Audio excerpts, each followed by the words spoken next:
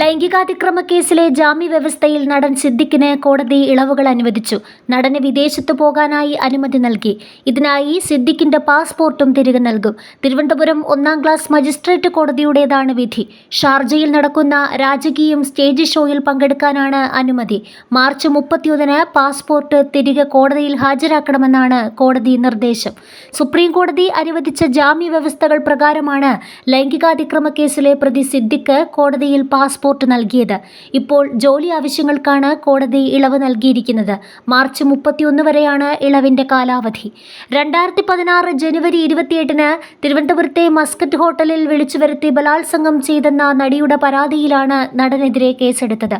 ഹോട്ടലിൽ പരാതിക്കാരിയായ നടിയുമായെത്തി പോലീസ് തെളിവെടുപ്പ് നടത്തിയിരുന്നു. കേസിൽ പോലീസ് കുറ്റപത്രം സമർപ്പിച്ചിരുന്നു. സിനിമയിൽ അവസരം വാഗ്ദാനം ചെയ്തായിരുന്നു പീഡനമെന്ന് കുറ്റപത്രത്തിൽ പറയുന്നു.